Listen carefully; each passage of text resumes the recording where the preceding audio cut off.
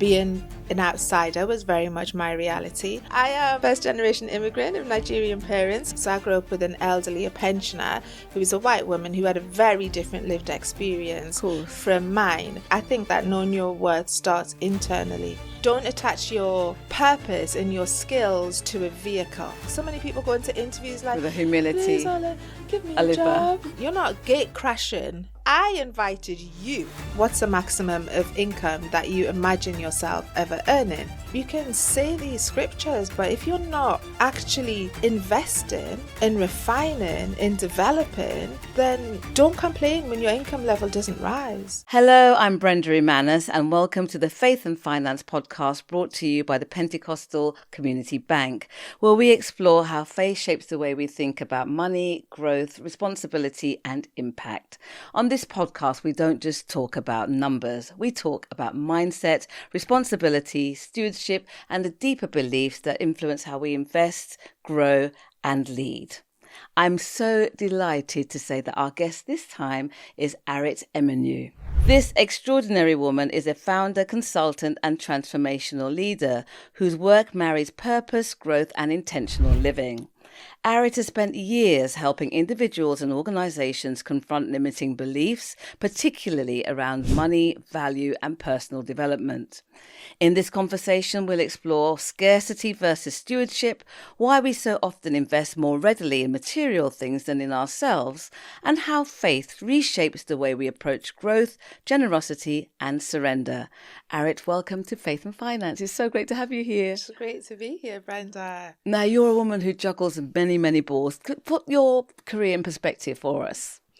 Yeah, I've always been somebody who's had her fingers in many pies, but there's a running thread through all of the work that I have done thus far, and that has been really helping people realize their potential, working in businesses that value their people. So that started at the beginning of my career. I spent the early part working in film and TV, and as a producer, and then moved behind into more of the training and the development space and access space. And that was born primarily because I was a single mom and I needed some money. And I started to develop an internship program that helped people from racially and ethnically diverse communities get their first job in the film industry. And that was because I had the benefit of a really good film education, and I studied at the National Film and TV School, which is one of the leading film schools in Europe. And coming out of that school, it gave me what I used to refer to back then as like the fairy dust effect. So because I had been to a particular school, it meant that people would meet me more readily than they would have done people who hadn't been to that school, as it were. And I thought when I was setting up and creating opportunities for people that I wanted them to have the same fairy dust effect, so that because they had worked at whatever organization we were supporting at the time, we were partnering with at the time, it would open up doors post their internship and help them get work in the industry. And so that is how I essentially started this journey of really working much more on the development of people and talent. And I ran a business called Diva Apprenticeships. And I always used to say it's by name and not by nature, unless you owed me money. I love that. And that was very much kind of built on what I had done working for an organization on creating access to opportunities. And it was really about, at that time, challenging perception from the industry around what apprenticeship talent looked like.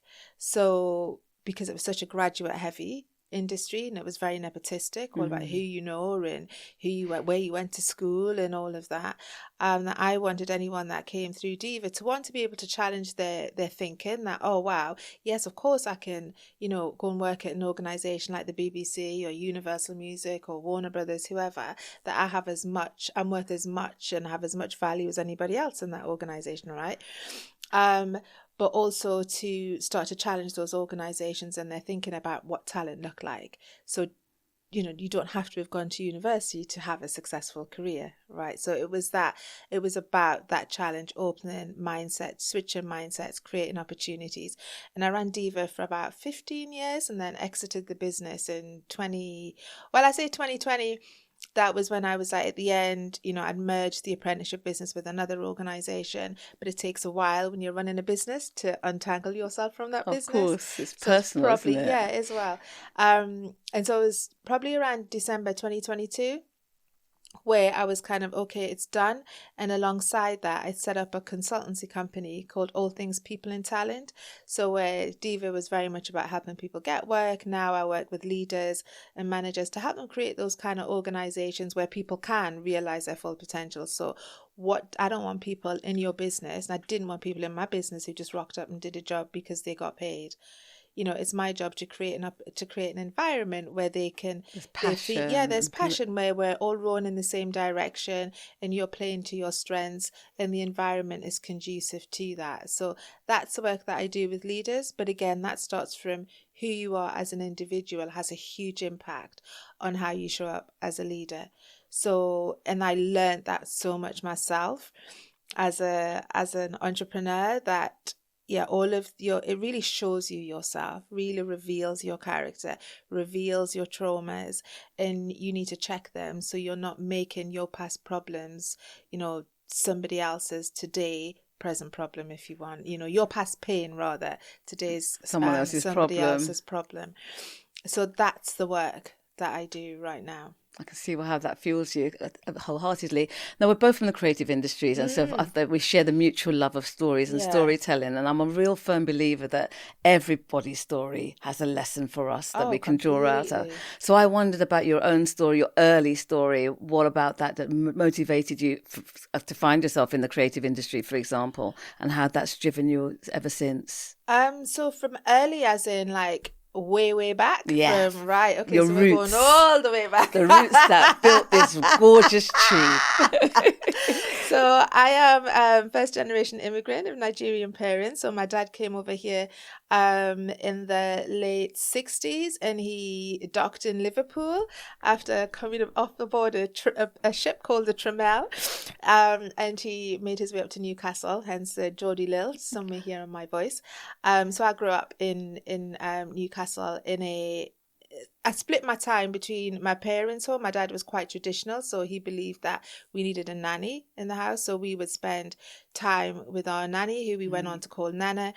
And she lived in a different part of Newcastle, Wallsend, which is an old mining town, real working class community.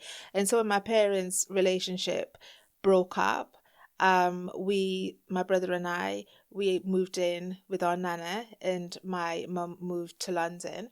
And so that was a very different experience. So I grew up in a space where we were only ever the black family, the only one black family, and never went to a school where I saw other people of colour.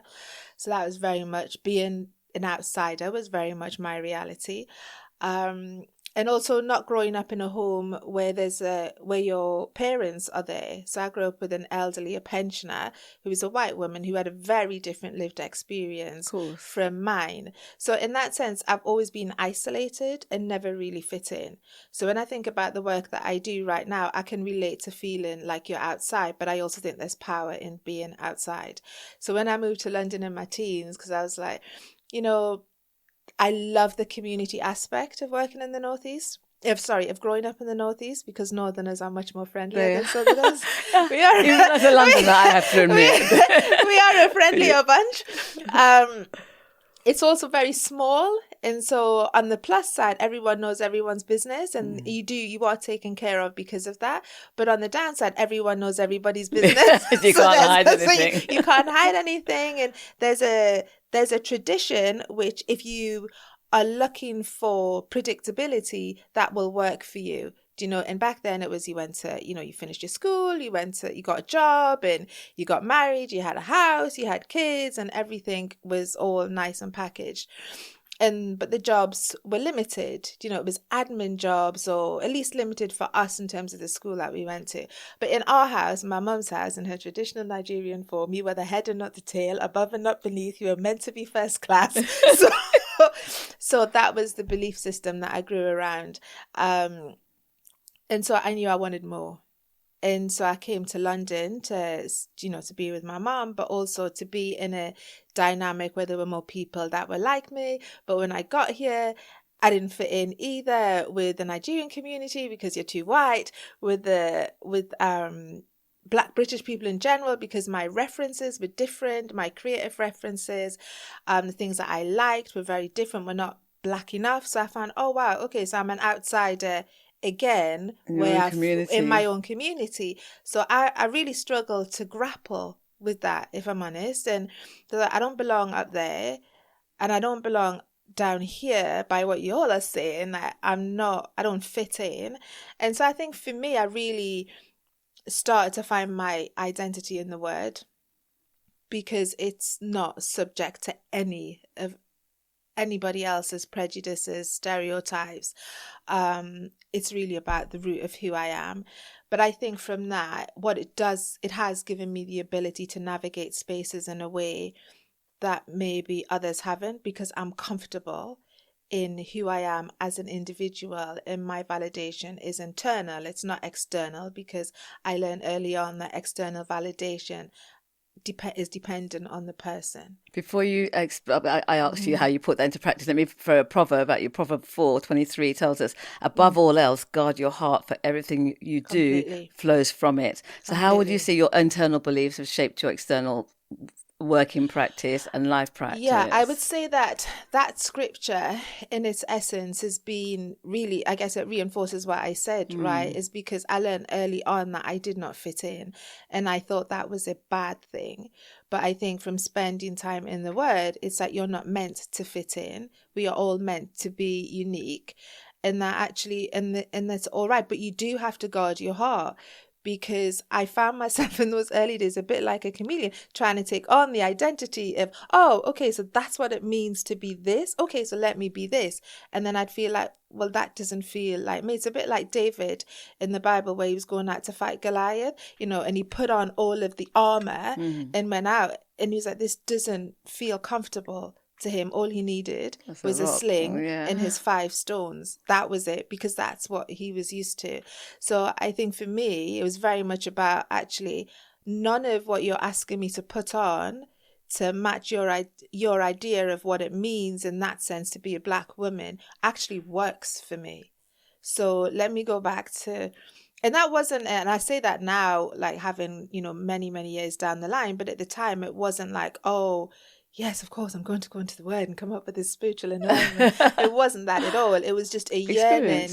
It was an experience that actually I don't fit in, and I don't like the fact that I don't fit in. And I think when you start crying out, and then it wasn't necessarily, I didn't have the language. I wasn't using the language, I'm crying out to God. I was just crying out like, I don't like the fact that I can't be who they want me to be. And so that crying, God responds to the voice of the child. And so then starts to bring you in to alignment with people, with resources that allow you to start that journey. I think it's in Proverbs 25 too, where he says that it's a glory of God to conceal a matter, but it's a glory of kings to like search out that matter. And that's not kings as in like, like King Charlie. It's more as human beings. Like the glory for you is to really do that digging, to study the Word and to think about and allow those beliefs, because there are lots of limiting beliefs that come up when you're raised in an environment where you are racially abused every single day and you are made to feel like you're not welcome and you do not fit in. So there's lots of limiting beliefs that come out as a result of that. Same with, coming from a family that's separated. You've got feelings of rejection that impact self-worth. So when you start to, at least through my journey in that relationship and developing that relationship with Christ that is unique to me, then you start to do that glory of unearthing and seeing what comes up and checking, actually, is this scriptural or is this something that I've taken on from the world, and unsubscribing if it's not scriptural and following, and replacing that by following what is scriptural, then that starts to really give you that internal, at least for me, So what giving advice that would, internal on validation. reflection then, what advice would you share with others who may not have that spiritual foundation even about finding their own sense of value if they do feel different, if they didn't fit? And I remember that not quite fitting in Yeah. because I was doing well at school and a lot of my peers weren't, and I was the only black Yeah. girl in English on top sets and all of that, and trying to speak Jamaican when my parents weren't even Jamaican just to fit in, so I weren't going to get bullied by the girls that were really cool. Exactly, all of that, but you do it though. all that You journey, do it, putting you the long do it. cardigan to flick hair like the white friends, all of that kind of stuff. You do it. What would you be saying to your younger self or to people listening that do feel different and have a sense of difference about finding their own value in the world? I think my first thing that I would say, and I say it to little Arit all the time, that's what I call, my little Arit, the younger version of myself, is that, you are enough. As you are enough. And what if you woke up tomorrow feeling like you were enough? What would that look and feel like to you? How differently would you be moving? How would you be speaking? How would you show up in spaces? What would you be doing? And asking those questions, not as in just, ask a question, but actually write down what comes up. Because what comes up is that, as I was saying, like that's the glory that you're receiving from doing that digging, from searching, from asking, okay, so what comes up? I would be doing this. Don't think about, but I'm not doing this. I'm so far away from doing this. I could never do this. Nobody in my family's ever done this. It's not about that. Just let's see what comes up. I mean, what comes up is like, how does that make you feel? Yeah, be really honest because I always think that we inherently, I think learning who you are to me anyway, is a lifelong journey because it changes through different seasons in your life, right? Who I was in my 20s is not who I am today. Who I was as a young mum is not who I am as a mother of an adult. Do you know what I mean? So you're constantly changing. So that learning and being comfortable with knowing that, and each season is a different version of myself, and getting excited about that comes from that. Is the question that I ask myself all the time, is like, if you were doing no questions, if, there were no judgments, no nothing, and you were to wake up tomorrow doing something that you really enjoyed, what would it be? 9 times out of 10, it's what I'm doing now, but maybe on a more expansive level. But equally so, when it came to moving on from Diva, I knew I didn't want to do it. My question was not this. that was the answer. Was that an internal thing? Like, I've done it now. Like, not this. And then it was like, okay, so what would you like to be doing? Do you know? And then sometimes I'm like, I'm not sure. Then what do you not want to be doing? And then I can write a whole load of things that I don't want to be doing. So it's that part of digging, that part of questioning and being honest and not being worried about the provision or who's going to do this or I can't do this, I haven't got this, or none of those limiting beliefs. Because if we're talking about faith in its truest form, it's like you're believing in things that you've not seen, right? So if that is faith in its purest, then you can't really question what comes up just because you haven't seen it, right? You're believing in things that I've not seen. And I always go back, like Genesis is one of my favorite books in the Bible because I love reading particularly the first parts of creation, and God created everything after its own kind, right? So whether it's the birds in the air, the fish in the sea, the wild beasts, they were planted, they were seeded, and they were designed to repeat after their own kind. And then it came to us as humans. He created us, and we're the only thing that he breathed life into. So when you're breathing life into me, you're telling me that I'm created after my own kind, which is the source, the creator. And therefore, when things come up, and so before the foundation of the earth was ever formed, that I was designed. Remember I was in his mind. I was in his mind's eye, right? So I'm like, okay, so these things that come up, let's just pray about them. Let me just, okay, so this is what's being revealed to me. And when I'm praying, I always say, oh, Daddy, is this what I'm supposed to be doing? Oh, Daddy. Because I have to, but this is why you have to have a personal relationship with God, right? Because I tried on lots of versions of what God looked like, depending on which pastor was on the pulpit. And he, and I'd be like, oh, that kind, I don't know that kind of God, but you have you find your own. Yeah, a pastor of ours, I used to serve in the ushering department in my church, and the head of the ushering, his name is Tucky, and I will remember him for the rest of my life. And he used to always say this thing. He used to say many things that have stayed with me, but he always used to say, "No God for yourself, no God for yourself, no God for yourself." Was his one thing about whatever you heard on the pulpit, come out of the pulpit, he would go into the Word and know God for yourself.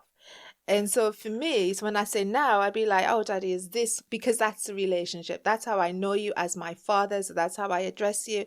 And you know who I am. You know what I am thinking. So I'm like, I don't have time to be doing all of the theatrics, because you just say, "Come as you are." So I come as I am. And I say, "This is what's come up for me. Which part of this is flesh? Which part of this is spirit?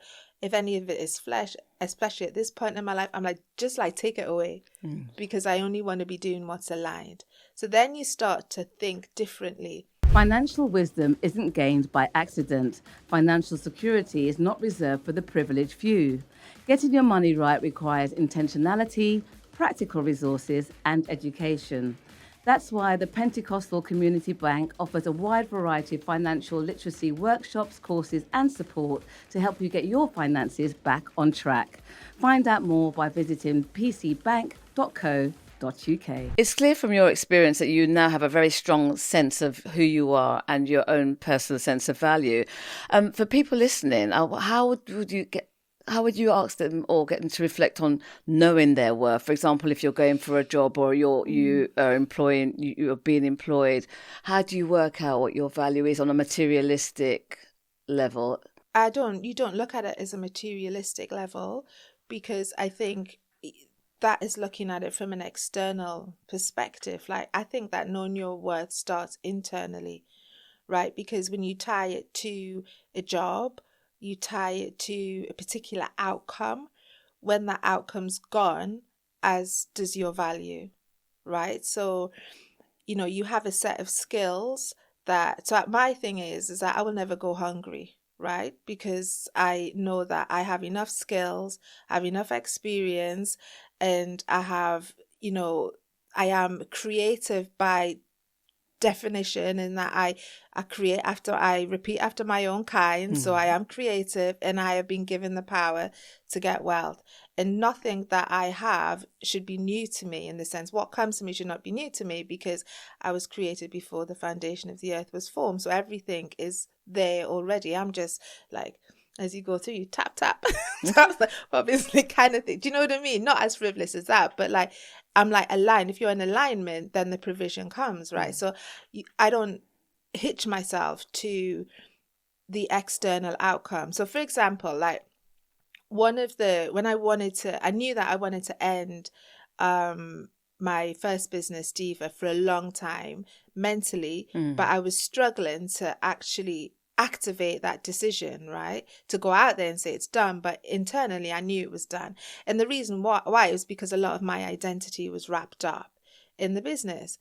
And so when it ended, I thought, okay, so what? People knew me. Oh, Arit from Diva. That's how I was known. Well, I'm guilty of that as charged, because I did the same in a big corporation that I worked for. As soon as I left, I felt like I have no identity now. I have to start again. I have no value.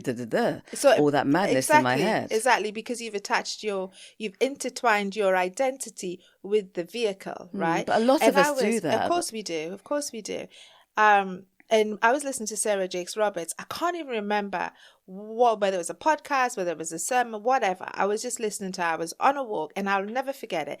And she said, "Oh, don't attach your purpose and your skills to a vehicle. Like, they should be flowing in whatever form they take." And that gave me the release to let go, because I thought, okay, so I'm attaching everything that God has in store for me to this one thing. And now I'm even blocking my own blessing. I'm blocking what's coming, because I've focused on it being through this one thing. And so I let it go. And when I let it go, I felt a sense of release. And then I let it go. And then I found myself in what I can only describe as a wilderness. Because I'm like, oh, yeah, it was really great at the time for everyone to, and that's why I wanted for people to think, oh, Apprentice was creative, think about Diva. And they did. They thought, Arit from Diva. And I was like, perfect. But now that's how people saw me. And so that wilderness, I guess, has been very much about, okay, so now you have time to ask yourself those questions, because I still have worth whether that business is going or not. It doesn't change the skills that I have, the experience that I have. I'm certainly not starting from scratch. I'm starting with so much more experience. So I think as women, we often, whether you're made redundant or business sense, whatever the end is, we tend to go all the way back down to the beginning, to before we ever started. Do you know what I mean? And think we have to start there. It's like, no, this is not snakes and ladders. You're still here. You just roll the dice again and you move counters forward. And so I'm like, okay, what does that next move look like? Because I'm actually free. I unpicked my identity from that vehicle, if you want.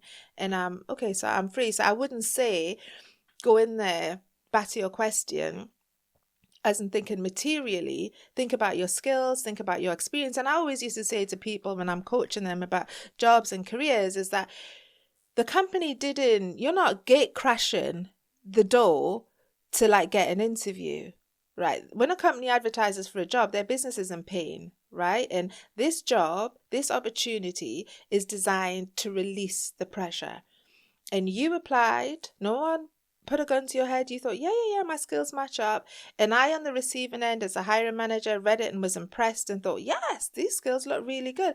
So I invited you to come. Right. So you didn't, so many people go into interviews like, with a humility, please, Ola, give me a job. And it's so off-putting. Now, what you want to come in now is know that actually I've got a lot of skills. They invited me for this interview, so they clearly see that I can be a solution to their problem, right? So your worth is in that I'm a solution to your problem. Now I want to know whether or not me kind of partnering with you, because I'm only partnering with you for a set period of time. I'm not moving in. I am going to, it's almost contractual. I am loaning my skills to you. Like I say to leaders, their talent is only ever on loan to you. It's not the businesses to keep. They own it. So you own your talent, and you're about to sit down and interview me to see if I am worthy as an employer for you to now trade some of your time for skills. That's what you're doing. And so your questions then become different. Do you know, I want to know if I'm thinking, right, in the next year or 2 years or 5 or 10 years, depending on how long you think, I want to be able to do A, B, C, D, and E. These are the skills I need to be able to develop. I want to spend maybe about 18 months in this role or 12 months, whatever your period is. Then I'm interviewing you to make sure that, one, I get the development so I can build the skills that I want. I want to know about the culture, because I don't want you stressing me out so that when I come home, I'm burnt out and I can't think about, the vision and the long game. I'm spending more time trying to unwind from this toxic environment. That takes away my energy. I don't want to be doing that. I want to know about the role itself. I want to know about the team. I want to know about you as my leader and manager. How do you manage? Are you a micromanager? Because I don't like to be micromanaged. We're going to fall out. So it's a whole other different conversation, because you invited me. Do you see what I mean? And I'm now thinking that, okay, is this a right kind of partnership for me? Is this organization, this role going to help me realize my potential? That's it. Is it going to make the boat go faster? This is such valuable words of wisdom that you're sharing with us, and that's for your natural ability to coach. And I was just thinking, as you were talking about the investment that we make in ourselves to love, because what you're saying is so much valuable, but we put on the outside world so much value on other things, whether it be the car, the designer home, blah, blah, blah. Not many of us invest in ourselves, put the money into getting coaching or meeting someone like you who are just sitting here. I think we've learned so much already about a different attitude when you go in, when you're selling your skills. How do you feel about that? Do you think that we do enough self-investing as opposed to investing in things? No. is my want. No. I thought that might be your answer. No, I think because... And why but then not? it comes to value, right? But I also think it's how you're raised. Because if you're, in general, as I was saying earlier, like you get it, you go to school, you get... for many, you go to university and then you go out, you get a job and then you stay in the job and then the job is to buy the house and yada, yada, yada. So, and the economy runs on people being employed. And I'm not saying that there's anything wrong with being employed. Not everybody can be running their own thing. That's not what I'm saying. But ultimately, the mindset is that you control my income. My income is fixed based on what you are going to pay me. And you hear about people, oh, I'm doing all this work and then the bosses are getting fat off all of my work, all of that. So it's very much this, I have no agency. And so when you have that as your mindset, that I'm just going in to do a job, then you then fix your income, you fix your ability, and you're waiting for me, therefore, to do the investment. Like, as an employer, the most attractive employees to me, the most valuable ones, the ones that I would then go above and beyond to pay, and leaders will go above and beyond to keep on their business, are those that actually I'll invest in myself because I'm raising my stock. My skills, your skills, especially in this economy where you have AI coming into the workplace, your skills are the most, the valuable currency that you hold. And it is your responsibility to invest in them. It's your employer can help. Yeah. Don't get me wrong. Well, you can ask them to put you on a development course. Put you onto a development course. Some may not. But there are so many free resources now, Brenda, that you can access on YouTube, that you can access on any of these social media platforms. I'm forever subscribing to personal development courses. Do you know what I mean? I'm addicted almost. There's no reason why, even if you had little in terms of coinage, there is so much available online to get you started, to take you to a point where, like, okay, I've increased my income and now I can start to invest. But if you can afford to go and buy yourself a ticket to go and say, I don't know, Beyonce, but you won't put yourself on a course that for half of the price, then you're already telling me that you're more interested in investing in Beyonce's vision than you are your own. So it's like, which one is it? She don't need your coins, but your future does. So it's about actually that value is like, do I value myself? And do I trust myself to then deliver a return on that investment? Then yeah, let me invest. So how do you see learning, coaching and development as a form of stewardship? Right? Do you see it as a form of stewardship as opposed to rather than an indulgence? It's not an indulgence. Oh my gosh, no, because the word says your gifts will make way for you. Like, how are they going to make way for me if I'm not even refining them? If I'm not even utilizing them? Like, you can say these scriptures, but if you're not actually investing in refining, in developing, then don't complain when your income level doesn't rise. So let's talk about scarcity mindset. Do you think that's another thing that you observe that may be a difficulty for some people? Yeah, that we kind of, I guess does that kind of hark back to how we value ourselves? I think we do. We do. Many people do have a scarcity mindset, and we all have, limiting beliefs around money. Well, most of us have limiting beliefs around money, and it can stem from your household. It starts at your household. So if you were all like, I grew up with my nana, and she'd often run out of money, and we'd hear debt collectors at the front door. So I knew that being in debt was bad, and if you did, and you could run out of money, and if you run out of money, then there was a fear attached to that. Right. So then when you had it, you didn't want to release it because you're like, I release it, I could be broke and then I'm not going to have any money. And so when I started my business, I was nervous about taking on debt because that was all associated with, oh my gosh, people will come and then I can't afford to pay. So if I can't buy for it in cash, then I'm not having it. Do you know? But there is good debt. There is debt that you can use to leverage to grow your business. And so it can, and then that opens up your opportunities further and an opportunity for your business to go beyond what it is for you now. So I think you do have to check your money mindset as well. And it can be very hard to see. I was having this conversation with my friend just a couple of days ago. I asked her the question, like, what's the maximum of income that you imagine yourself ever earning? And she put a figure on that. And then added a lot of fluff around, it will be in this job and I can see myself earning it because I would be able to do these sales. And, she gave the rationale behind that question. And for me, that was really interesting. So I was like, so you see your income only ever coming from this particular source of revenue, and it was fixed. And so, and for me, I don't have a cap, because I think if you're thinking about supply, God is a supplier of all of my needs. My job is like, it's about how that flows through you to fulfill his will and purpose on earth, right? So I don't have a cap. I can't cap what he wants to do through me. And also, I think it's not my money. It's his money, because he supplies my needs. So therefore, if that direct provision comes from him and he is a supplier, it's his money. So I'm a tither. I will give my tithe. If he lays it on my heart to bless someone, sometimes I have to pray fast. Bro, are you doing this? But then I'm like reminded it's actually not your money. Do you know what I mean? So then I will let it go, and I can guarantee something will happen where actually I need something and I have an overflow as a result of that. So now I don't even do the fight. Do you know what I mean? Because it's like we've been here too many times before.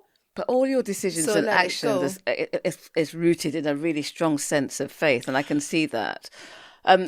It's not unique, but it's a really powerful sense of faith. But I think you have to say, because I don't want people to say that and think that like, oh, I arrived here today. I didn't.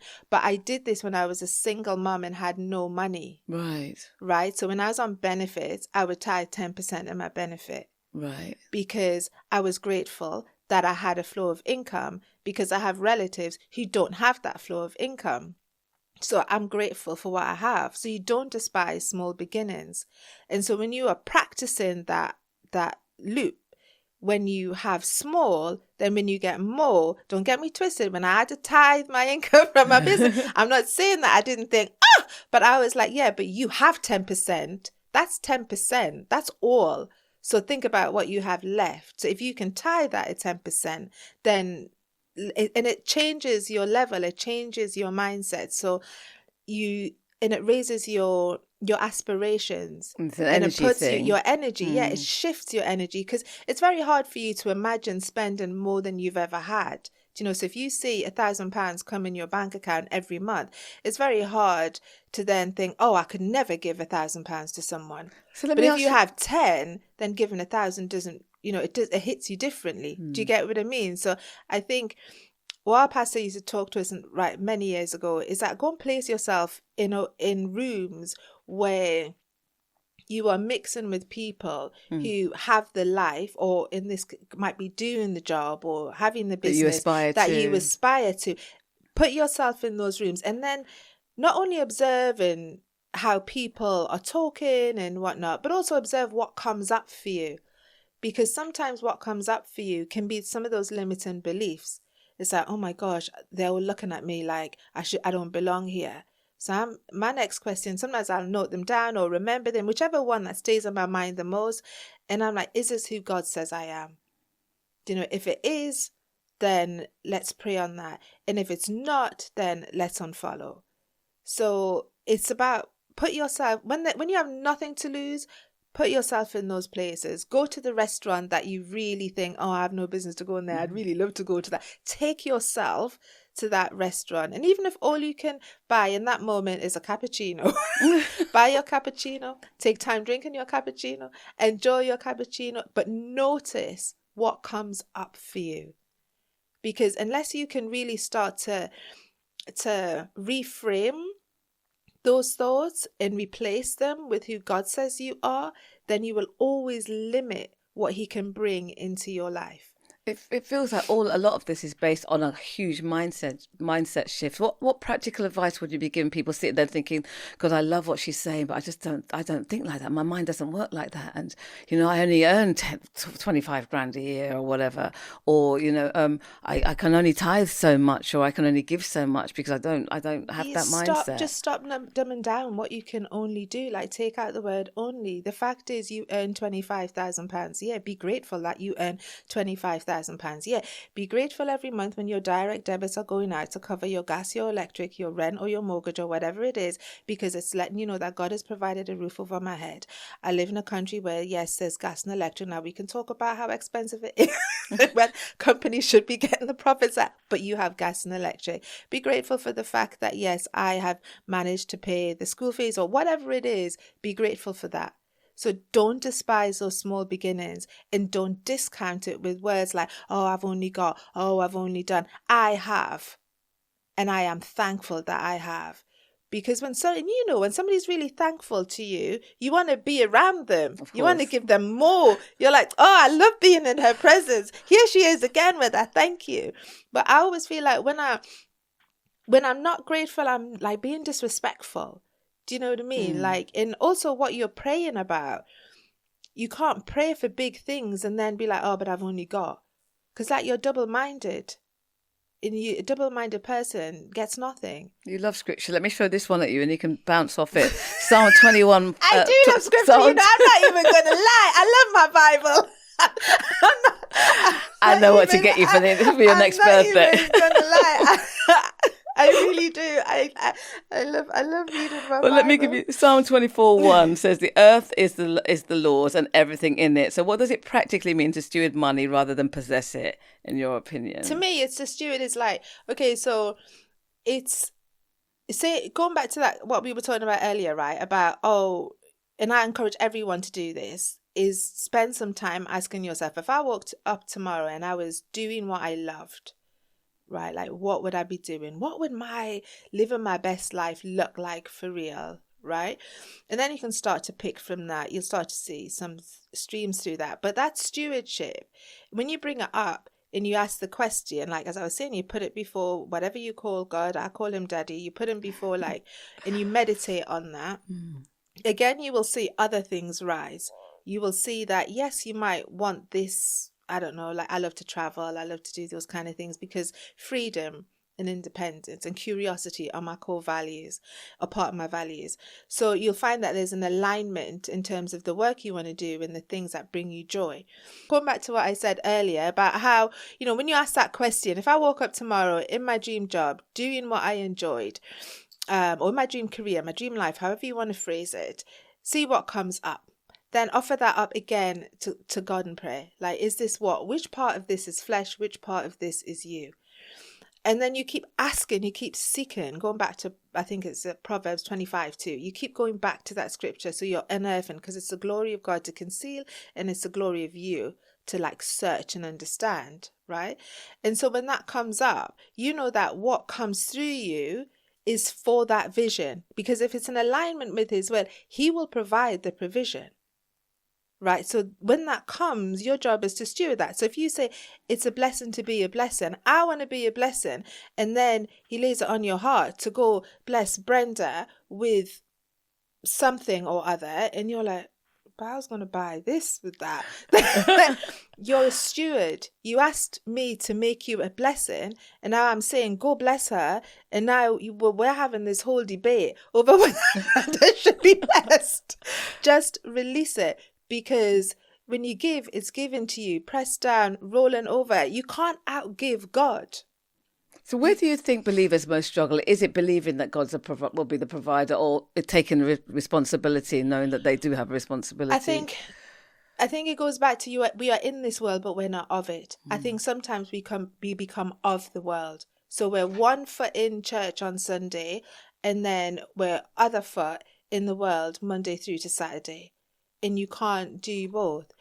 So I think you get trapped. And then you think, oh, well, I've been praying for these things and then they haven't happened. And then you get despondent. And it's like, yes, but are your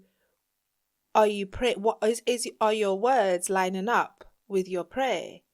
Do you know? Because if you're praying, I want to be a blessing, but then you're acting as if you're discounting the blessings that I'm giving you. Like you're saying, oh, I've only got 25,000 a year.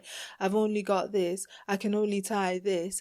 Then you're not acting like a blessing. You're not talking like a blesser. So it's like, listen to, I think it's Joel Osteen that said, if you want to know where your future is heading, listen to the words that are coming out of your mouth. So if they're not aligning, then, you know, God is very clear. Like, just ask me. He said, ask and I will give you nations as a present and continents as a prize. And you're coming asking for 199 for whatever. Do you know what I mean? So that's what you have access to. And so, but I also, you know, think that this comes from being in the Word, and it's not reading the Word. I think you can read the Word, and I've approached the Bible in so many different ways since I gave my life to Christ, and that's over 20 years ago now. Is that I've done let's read the Bible in a year, and ask me what I remember, nothing, because I was just on a schedule. And I was reading in King James Version. I didn't understand nothing. I've done just read a Proverbs a day. That met me sometimes when I, you know, in terms of time, that I'd just pray, reveal something to me as I'm going through the scriptures. Sometimes I've done read a psalm every day. But as I've grown more in faith, then I can read a scripture and stay on that scripture for 2 to 3 months. I can be in a book. You. So I think study the Bible. Like, don't necessarily worry so much about, I've only read one chapter this month. It's like, have you been in that chapter? Have you dug deep in that chapter? Like I spent the beginning of this year, I must have spent about 3-4 months in the book of Haggai this year. Wow. Just reading. And if I tell you, Brenda, I learned so much about seasons, because as we were talking a little bit earlier about wilderness and feeling like, oh, what's this next chapter going to look like? And knowing that in all of that I have read, that God always saves the best to last. Like, people sometimes later in what you would define in worldly terms, their careers would be, you know, Moses was late in his 40s. You've got menopausal women having babies. Like, he doesn't stick to... Colonel Sanders in Kentucky was he 60 or 80? Yeah, I can't remember. so later in life. So I'm like, okay, so I've got loads left to do, but I don't want to get caught up in how the world defines the season of my life. I need to go back to the source. And so I was in the book of Haggai, and that shifted my mindset and aligned me in the right place that I need to be right now. And so I didn't worry about the fact that, I'm still in chapter 1. Do you know what I mean? It doesn't matter, because that's not the point. It's about you and your relationship with God. Because when you build that relationship for yourself on your terms, on his terms, you just come as you are and say, for me, it's like, Daddy, what are we learning about today? Reveal who you want me to be in this season. And you can guarantee, and I always say, speak in a language that I understand. So I know it's from you and I'm not getting distracted by anything else. He will meet you in people, in the word.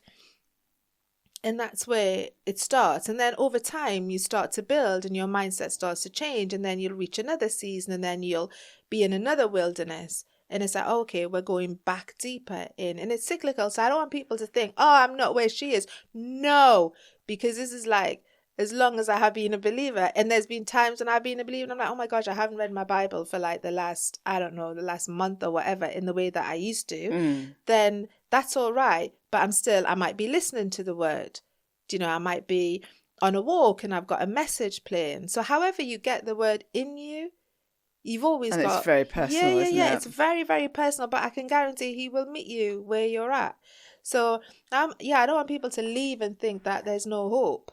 It's like, actually, if you're listening, you're tuning in, then this is your minute of, you know, your moment to stop and think, actually, let me answer that question that she threw out a little bit earlier and see what comes up. That might be all you do. Let me assure you, you've been saying that's not been negative. I don't think people will leave here with no hope.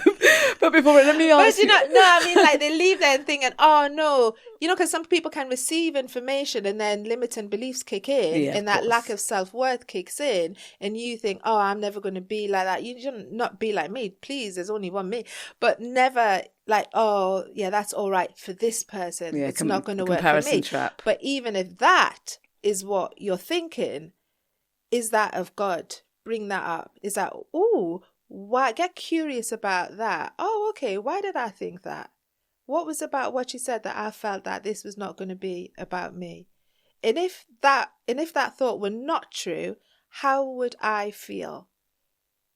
And then you think, oh, actually, and notice how your body feels, because your body keeps the score. Do you know what I mean? You can forget things, you can think you've moved through things cognitively, but somatically, your nervous system can kick in. That's what intuition's all about, isn't before it goes before. And even then, it's like, oh, wow, okay, so I tensed up, I got nervous, I got a bit defensive. What was it about? What was it about what I said that triggered that response? Because that's you, the glory of kings. That's you kind of, okay, I'm digging for some gold here. I'm about to pull something up that's going to unplug, and that I'm not going to be the blocker to God's progress in my life. So that's the way that I look at it. That's excellent. Now, before we conclude, I want to ask you, what encouragement would you give to someone standing on the edge of, say, an investment, be it their learning, their growth, their purpose, their business? Standing on the edge, how are they feeling when they're on the edge? Depends on how they're feeling. If they're feeling excited, I'm like, yes, I'm excited for you. If they're feeling apprehensive, I again be like, question, what's going on for you? How are you feeling? Why? What's going? If you knew everything was going to be okay, would you still jump? And if the answer is yes, then jump. Do it. And if you knew that even if something went wrong, that I would be okay, then jump. Is what I would say. Because sometimes, and it's natural because how we're wired, when change is on the horizon, our body is like survival mode. No. We don't do new things. We're comfortable here right now. So no, when you do that, everything's going to go wrong. You're going to lose everything. And then where will you be? How about that? Whereas actually in reality, if you jump, either you'll land on something soft or you'll give him wings to fly. So if that's your outcome, just take the jump. You'll be all right. Before I let you go, I must ask, if people want to know more, find out more, or connect with you in terms of your work, where can they find you, and how? And what will you be doing that they can get involved in? They can find me on LinkedIn. They can find me on Instagram. Just use my name. You can find me on YouTube. Use my name. And in terms of, again, my website, everything is my name. It makes it easier. And yeah, so I run an annual leadership event on it's the 12th of November this year. Which is absolutely brilliant. Yes, I've been on it. It was groundbreaking and so revelatory in so many ways. I still think about it. Yeah, thank you. So that one sold out this year, which because I didn't attach myself to the outcome. Last year I struggled because I attached myself to the outcome. This year I was like, nah, God, if you're telling me to do this again, you need to deal with who comes through the door. People, I would highly recommend you do it. Yeah. It is transformative. Yeah, so I'm doing that again, and I have, and I really want to double the numbers this year. I just got let it on my heart to open it up because I wanted to keep it intimate, but we're going to go a little bit more. So that, and I run, different workshops around careers, development, leadership development, and do a lot of in-house leadership and management training, definitely around, kind of unpicking those limiting beliefs. I wish you luck with it all. And I thank you for sharing your blessings with us for this really rich and thought-provoking conversation. Thank you. Bless you. Thank you. I think it's fair to say that Arit has reminded us that faith and finance are deeply connected, not just in what we give or earn, but in how we think, trust and steward what God places in our hands. If anyone's listening and today's episode resonates with you and you feel challenged, we invite you to reflect on not just how you spend money, but how you invest in the person you are becoming. Thank you for joining us on this episode of Faith and Finance. If anything resonates with you, please let us know and like and subscribe as we continue to explore faith, finance and purpose. Until the next time, God bless.